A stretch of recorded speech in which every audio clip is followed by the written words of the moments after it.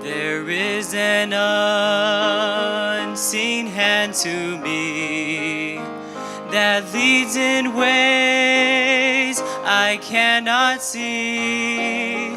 While going through this world of woe, this hand still leads where'er I go. I'm trusting to the unseen hand that guides me through this dreary land. And some sweet day I'll reach that strand, still holding to the unseen hand.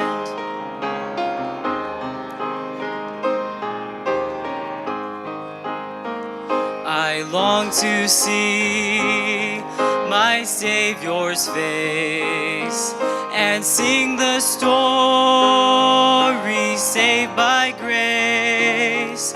And thereupon that golden strand, I'll praise Him for His guiding hand. I'm trusting to the unseen hand that guides me through this dreary land. And some sweet day I'll reach that strand, still holding to the unseen hand, still holding to the unseen hand.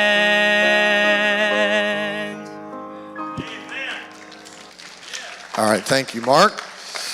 We are looking at different aspects of ministries. Last week we looked at our teenagers and some thoughts related to that. Today we're going to look at children.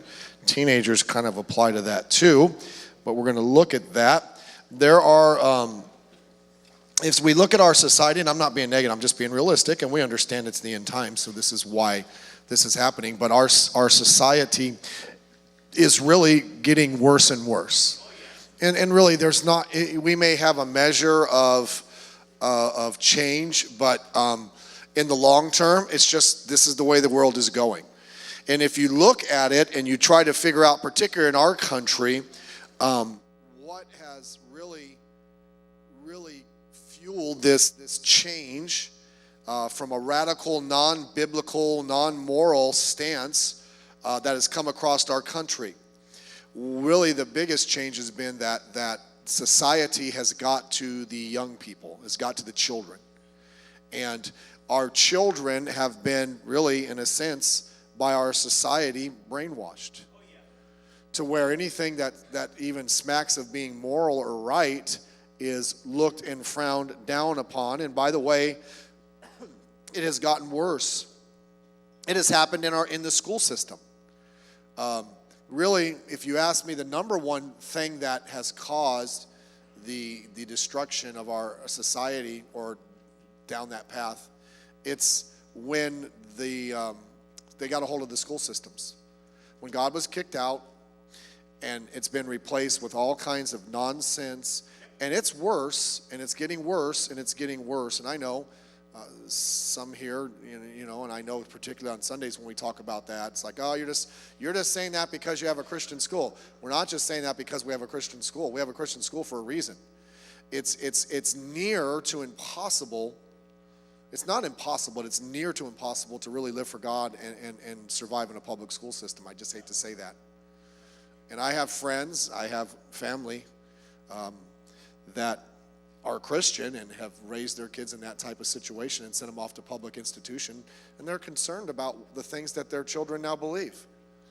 And it's like, to me, it doesn't shock me one bit, because that's what the school system has done. And now it has stretched out. Now it's just in society in general. And with the proliferation of technology and the internet, it is even worse. And so the battle was basically won or lost with the young people. And so as Christians, we need to win that battle. The battle is won where? It's won in the home. You say, isn't it won in the church? Yes, but not if the home is not really on board. The home's got to choose to be a part of the church. And by the way, it's hard in some instances for the church to undo in a few hours each week what a public school system is pouring into them on a daily basis. It is hard to undo in just a few hours what the internet and all technology is pouring into people's minds. It's just hard. Now, I know some, we have some kids here, and they're not allowed to maybe go to the Christian school, and their parents don't understand that, and with God's grace, they can make it. But can I just tell you something? In an overall scheme of things, it's been lost because of society, but it has to be won in the home. Okay? And so, with that being said, whenever anybody would talk about children, there are no there are people. I'm an expert in my family. I'm an expert in child rearing. When someone says that, they say it because number one, they're single, or number two, they don't have children. Okay, everybody's an expert on what to do until you get that little thing in the home, and at 3 a.m. they start screaming. Okay, and so, but we need to learn it. We did not learn it, as I mentioned last week. Many of us did not grow up in a Christian home. And so we didn't naturally learn Christian principles at home. And so what do we do? Well, we either learn child rearing from seeing it modeled, which is in our homes. And by the way, those of you that do have Christian homes, thank God for that. Okay? Well, my parents aren't perfect. Get in line. And by the way, you're not perfect either, okay? But we either see it modeled, or we have to be motivated to learn. We have to be motivated to find out, what does God want and how am I going to do this thing? And so we need to learn it proactively. Look at Psalm chapter 127, a verse we reference often. It says, except the Lord build a house, they labor in vain that build it. Except the Lord keep the city, the watchman walketh but in vain. It is vain for you to rise up early, to sit up late, and eat the bread of sorrows, for so he giveth his beloved sleep. Not during church, by the way. Lo, children are a heritage of the Lord, and the fruit of the womb is his reward. As arrows in the hand of a mighty man, so are children of the youth. Happy is the man that hath his quiver full of them. They shall not be ashamed, but they shall speak with the enemies of the gate. Now, before we get into the few points, I do want to point out a couple things that Psalm chapter 127 does tell us. It tells us very clearly we cannot raise children by ourselves. We need God's help. Okay? Anybody that thinks they can do anything of a spiritual nature by themselves is extremely delusional. We need God's help in everything we do. That doesn't mean we shouldn't put the effort in, but without God's help, we're spinning our wheels a lot of times. And so he's telling us that. We get that basically from the Bible, being at church, and materials that we learn from on a regular basis. And then he also mentioned something that's not really caught today. Children are a blessing. Now, I've met some, just barely, okay? Children aren't meant to be a curse. Children are meant to be a blessing. And our society doesn't see that. When I get ready in the morning, I have this little Google thing in my room, and it has this little thing every morning. It'll tell me the news. And I was listening this morning, and the news they set up in Coachella. What's that city? Yeah, that one. They said that somebody was caught on video throwing 7 puppies in a garbage can. Now they got arrested, and they're facing 7 felony counts. Now, by the way, I don't think you should mistreat animals. But let's be serious here for a second. 7 felony counts for throwing puppies in a trash can, but a doctor can choose to let a baby die after a botched abortion. Is it just me, or is there something wrong with that? Our principles in our society are all messed up. And children are a blessing. Children are a blessing. And we don't see that. Tonight, I want to give you a couple thoughts. I believe there's 5 of them from Proverbs chapter 22 and verse 6. And we will not be long. I know, ladies, you have a meeting and you're getting ready to go out of town. And that's good. All right, Proverbs chapter 22. Train up a child in the way he should go, and when he is old, he will not depart from it.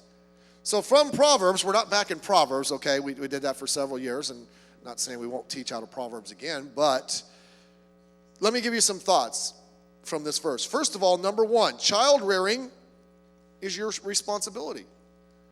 Now, train up a child in the way he should go. I'm not an English major. I think that's the subject there might be implied. You. He's talking to you. He's telling you, train up a child. Well, who's he talking to? The parents. And we mentioned this a little bit last week, but it is the parents' responsibility, the main responsibility for their upbringing. Proverbs 29:15 says, the rod and reproof give wisdom. Okay, most kids don't want to learn that way. They'd rather read a book than that one. The rod and reproof giveth wisdom, but a child left to himself bringeth his mother to shame. By the way, many children in our society are left to themselves.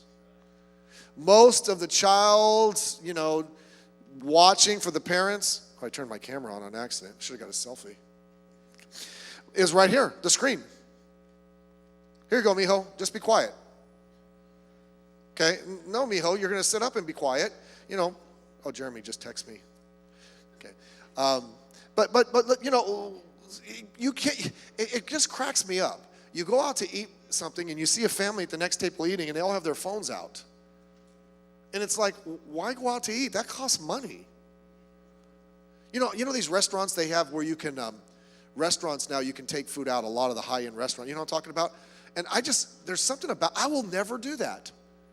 It's like, but you can take it out, but it's like, I'm not going to pay restaurant prices for food to not eat there. The whole reason to go to a restaurant usually is you're going out with somebody. Okay, maybe I'm just too old school. But they sit there and it's like, but that's how here, child, take this and get out of my life. Okay, and that's not really good. We need to be proactive. Let me say this, fathers, you must purposely be involved. Malachi 4:5-6. Behold, I will send you Elijah the prophet before the coming of the great and dreadful day of the Lord. And he shall turn the heart of the fathers to the children, and the heart of the children to their fathers, lest I come and smite the earth with a curse. Wow, what's the important ingredient there? Dad. Dad, let me say this. Moms are vitally important, but dads are, not that anybody's more important, but dads are more important. Because so many dads disassociate themselves. Okay? Hey, if your wife is going to the couples retreat, I got to watch my kid. Brother Pineda, help me with this. Okay? He says it all the time. I'm like, I get it, Brother Pineda, quit rebuking me. Like, yeah, I'm babysitting my kids. He goes, you're not babysitting your kids. It's called parenting. And listen, I know some of you're watching your children while your wife goes to couple, and I know I'm gonna have to babysit Jack and Josiah. Okay? We're sitting at dinner, and Josiah's saying, "How come you don't do fun stuff with us like you did when we were little kids and Mom went away?" I'm like, maybe it's because you're 20. Go do something. I said, okay, mijo, we'll go out. We'll take you out, we'll get some cotton candy, and we'll walk in the park, and then we'll come home and we'll snuggle. He doesn't want to do that. Neither do I. Okay? But you know what, fathers? You ought to be front and center in your family. All of our children, their very first word was Dada. Except for Allison, her first word was Baba. She had issues. Okay? But dads, you're very important. Oh, that's mom work. I'm doing man stuff. You got to be with your families. That's very, very important. But parents, take the bull by the horns. Say, my children are my responsibility. So child rearing is your responsibility. Number 2, you have to have a plan. He says, train up a child. Training is usually organized. Someone gave me a book. Now, I do not espouse these people at all, and I'm not going to tell you their name. But one of my in-laws many years ago gave they're like borderline Amish people. I think it was called Train Up. And, well, I was going to say that, but thank you. And I'm like, some of the stuff they're talking about, I'm like, excuse me? I mean, they're talking about how you train horses, and here's how you train horses, and here's how you train children. And I know sometimes our children smell like horses, okay? I get that. But that's the point. Train up. There's a system. There's a plan. You want the product without the process. Most of us don't plan to fail in anything, but we fail to plan, so we do. I'm just giving you a couple thoughts. I gave you some others last week with the teenagers, which would also just deal with children. I get it. But here's a couple others. Have a scheduled life for your child, for your child and family. Have a schedule. Now, I'm not saying every minute. I know some people are like, every minute, got to be scheduled, blah, blah, blah. Remember, I was in when I was in Bible college, I went into this other dorm with this guy, and he had his schedule there, and literally he had everything scheduled down to every 5 minutes, including when he went to the restroom. Now, I'm thinking, how do you schedule that? Because if you drink too much water, that's going to blow the schedule. Okay, I'm just being, and then I said, does the guy follow his schedule? He goes, no. I'm like, that's impossible. But you ought to have a basic schedule. By the way, here's a good thing in schedule, and you're here tonight on Tuesday instead of Thursday. Thank you. But church ought to be in the schedule. I mean, I just put it in the schedule. Church, Sunday school, Sunday morning, Sunday night, Tuesday night tonight. But Thursday night next week, that's a non-negotiable for me. Non-negotiable. I'm there every single time. And your children ought to just know, church is scheduled, we go. Okay? And I throw in there soul winning. Okay? It's just, but whatever, you have to have a schedule. Now I will say this. You have to, one thing Pastor Esposito taught us, which was great, the character quality of flexibility. Okay? He did that. Now certain people on our staff that are overly, Brother Esposito, overly organized, it would kill them. But it's like, you got to learn flexibility. But just because you're flexible doesn't mean you don't have a system in place, all right? Children need continuity. They need that. There's security in them in a regular sense and really in a spiritual sense when there's a schedule. By the way, I wouldn't miss a Thursday night service because Aunt Martha wanted to have us over for dinner. I'm not going to do that. Because I am not going to teach my children that you deviate from the spiritual schedule. When church time, it's church time. Aunt Martha, we can eat at her house on Wednesday. Unless she can't cook, then we'll move on. But just have some type of schedule. Too many of us live like drug addicts. Okay, and I understand. I don't go to bed at the same time every night. I go around the bed. There's like an hour thing there. Okay, unless something's going on. But the kids ought to have some semblance of, here's our basic schedule. Here's the basic things in our life that we do. Okay, that really builds stability. We mentioned this. We will not spend a lot of time, but B, get them involved with church. You know, you can have this thing, well, I can't serve anymore because I have children. Why don't you serve with your children? Now, I understand babies. I get it. Okay, now my wife, she shouldn't like me say it, but when we were here in the early days, she was on Brother Pineda's bus route. And she'd take all of our children, no matter how old they were, out with her. Now, she did this, not me. She took Hannah out. She had Hannah on early Wednesday morning, and she was out on her bus route visiting on Saturday and picking up. Now, I told her to stay home. And I don't quite get the Mexican mentality. I think there's something in there that has to do with that kind of stuff. Now she's a little older, she doesn't do that. But it's like, well, you know, someone has a baby and all of a sudden they can't serve God anymore. Now, I'm not saying be here 100 hours. I'm not, you know what I'm saying. Be involved. And as those children Tim gave a testimony in staff meeting where he's going soul winning and he's taking his daughter with him. By the way, there's an advantage there. No one's going to say no to a little child, right? They just can't. I remember we'd sell candy, and Emily was about 3 or 4, and my wife's like, you got to go candy selling with us. This is amazing. And it was raining, and she put her in this little cute outfit with a little cute hat, and it's pouring rain, and I'm just standing away. She had like a 70 or 80% success rate. No one could tell her no. I remember we were over at Wilson High School, and these kids were walking by, and she's like, will you buy a candy bar? And the kid bought a candy bar. Now, I was standing. They didn't know I was her dad. And the kid walked by. He goes, you idiot, why did you buy the candy bar from that kid? And he goes, she was just so cute. I couldn't say no. Take your kids soul winning, because when they see you at the door, they're not thinking, wow, you're so cute, I can't say no. But get your kids involved and serve in the ministry with them. Letter C, look for opportunities to teach them things. They do some things in life, that's a good time to teach them. We had one of our kids one time, I won't say who they are, but they were over very small, they were over at my sister's house and took something from there that wasn't theirs. Like, where'd that come from? Yeah, okay, I know where that came from. So I made them call my sister and apologize. And they were crying and everything, but it's like, you're not going to steal. You ever see a kid, they all do this, right? Where'd you get that? I found it. It's not yours. I know, but I found it. That means it belongs to somebody else. And it's like, yes, I don't care if you found it. It's somebody else's. But you teach them in life when you say, my kid does really weird things. They all do.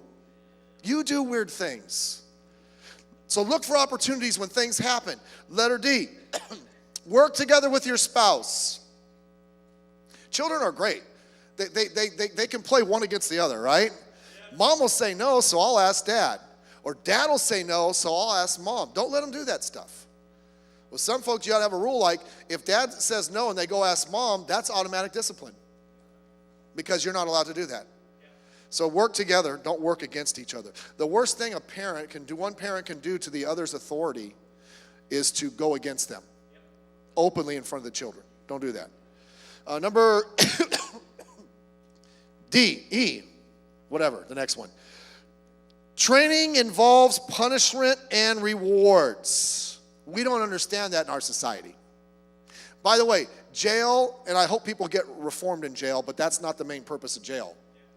The main purpose of jail is punishment. Now, yes, while they're there, try to reform them. But it should be a deterrent. By the way, there's no deterrence anymore. People get away with all kinds of nonsense. But children need punishment when they do wrong, but we also need to reward them when they do right. Too many of us, we get the punishment thing and we don't do the reward thing. And too many of you try to reward your kids for something they shouldn't be rewarded for. Okay, they're crying in the store, and it's like, here, I'll give you a candy bar, quit crying. That's not a reward, that's a bribe. And now little Mijo's going to know that every time they go to the store, they cry and they get what they want. But punishment, reward. Jason came to me the other day. Jason is a great kid. He's got a great heart, but sometimes his actions don't quite catch up to his heart. And so the 4 and 5-year-olds, if they misbehave, they get their name, they have to sit on the bench the first 5 minutes of break. And I'm like, Jason! I don't even ask him anymore. I get depressed. Jason, do you get to sit on the bench? I sit on the bench. I told him, I said, listen, Jason, next time you don't sit on the bench, come by and I'll give you $1. So the other day, he comes banging on my office door. I'm like, what are you doing?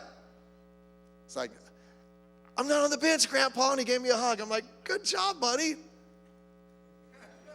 I'm like, that's right. I promised you $1 2 months ago.